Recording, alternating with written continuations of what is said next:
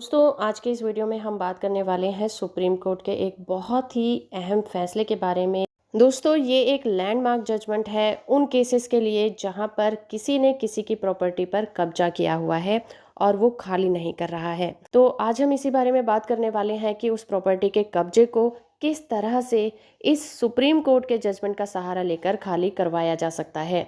तो वीडियो से आखिर तक जुड़े रहिए।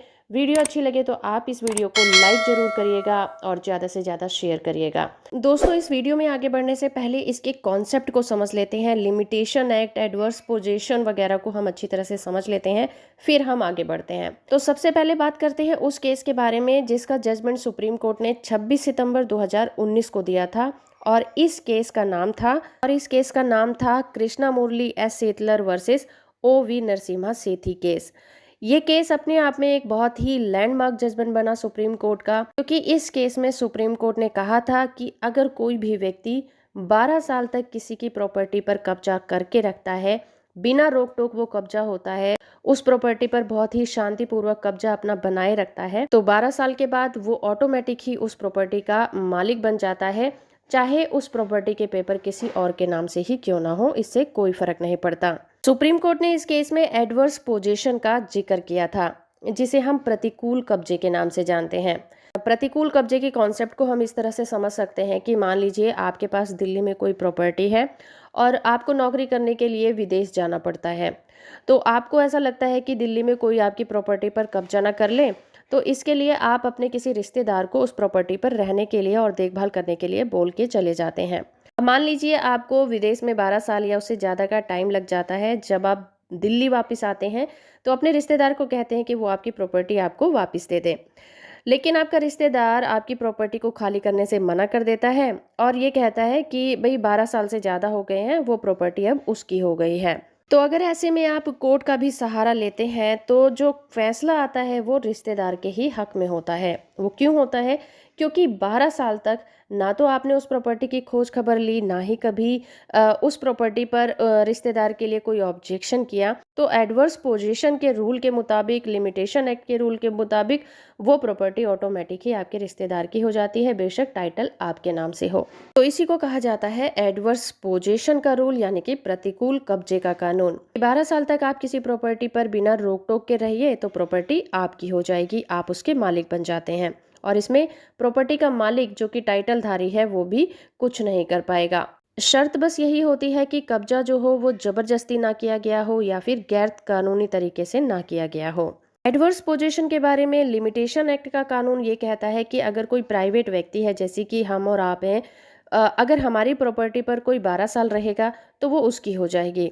अगर यही प्रॉपर्टी सरकार की हो, गवर्नमेंट प्रॉपर्टी हो, तो उस प्रॉपर्टी पर बिना किसी रोक टोक के रहने के लिए व्यक्ति को 30 साल तक वहां रहना होगा, उसके बाद ही वो प्रॉपर्टी उसकी हो जाएगी। तो ये दो रूल यहाँ पर काम करते हैं कि प्राइवेट व्यक्ति के लिए तो 12 साल का नियम है और गवर्नमेंट प्रॉपर्टी के लिए 30 साल लगते हैं। यहाँ पर मैं एक और लैंडमार्क जजमेंट की बात करना चाहूंगी जो कि सुप्रीम कोर्ट ने ही दिया था, और इस केस का नाम था रविंदर कौर ग्रेवाल वर्सेस मंजीत कौर।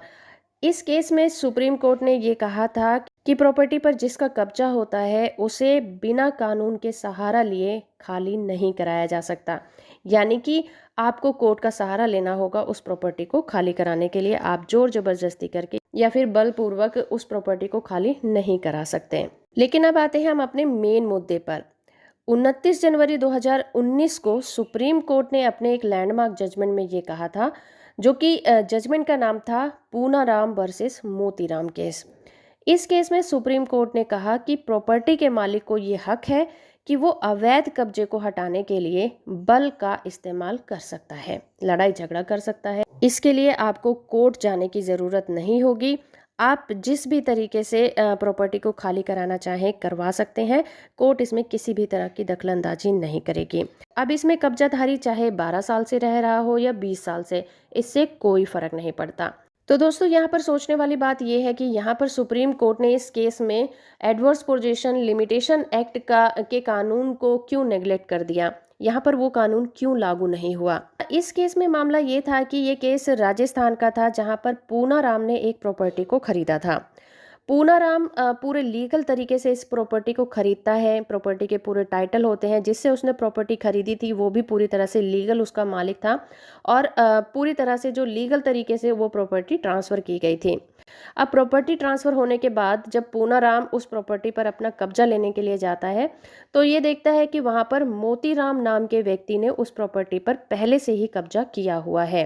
तो जब वो मोतीराम को प्रॉपर्टी का टाइटल दिखाता है कि उसने उस प्रॉपर्टी को लीगल तरीके से खरीदा है, वो प्रॉपर्टी उसकी है और वो प्रॉपर्टी खाली कर दे, तो मोतीराम ये कहकर उसे वहाँ से भगा देता है कि वो 12 साल से ज़्यादा से उस प्रॉपर्टी पर रह रहा है, वो प्रॉपर्टी का लीगली मालिक बन चुका है, अब वो प्रॉपर्टी को खाली नहीं करेगा। तो ऑब्वियस सी बात है कि ये मामला जब सुप्रीम कोर्ट में पहुंचा तो सुप्रीम कोर्ट ने अपने इस अहम फैसले में कहा कि प्रॉपर्टी उसी की होगी जिसकी ज़मीन है, यानी कि जिसका टाइटल है, जिसके नाम वो ज़मीन लिखी हुई है, ऑन पेपर रिकॉर्ड में है, ज़मीन उसी की होगी। और जिसने कब्जा किया हुआ है, चाहे वो 12 साल से किया हुआ है या 25 साल से, 30 साल से, इससे कोई फ़र्क नहीं पड़ता, उसे ज़मीन को खाली करना ही पड़ेगा। और प्रॉपर्टी का मालिक चाहे तो उस प्रॉपर्टी को खाली कराने के लिए सभी तरीकों का इस्तेमाल कर सकता है, बल का इस्तेमाल कर सकता है और कोर्ट इसमें कोई भी दखलंदाजी नहीं करेगी।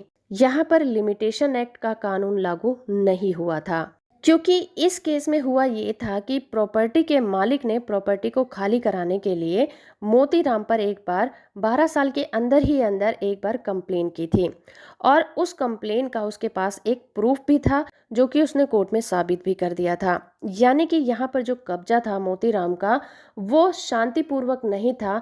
12 साल के अंदर अंदर उस पर प्रॉपर्टी को खाली करने का दबाव बनाया गया था, उस पर कंप्लेन की गई थी।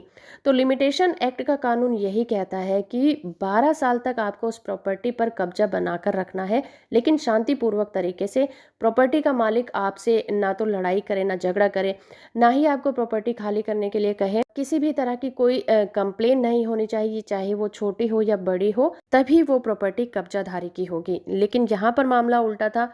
मोतीराम पर एक बार कंप्लेन हो चुकी थी कि वो कब्जा खाली कर दे, इसलिए यहाँ पर मोतीराम पर लिमिटेशन एक्ट का कानून लागू नहीं हुआ और सुप्रीम कोर्ट को इस तरह का फैसला देना पड़ा। तो इस वीडियो में जो हमने तीनों केसेस के बारे में बात की, वो पूरी ऑल ओवर इंडिया में लागू होते हैं और इस तरह का अगर कोई आपका मामला है, प्रॉपर्टी पर कब्जे का कोई मामला है, तो आप इन जजमेंट का सहारा लेकर अपने केस को मजबूत कर सकते हैं।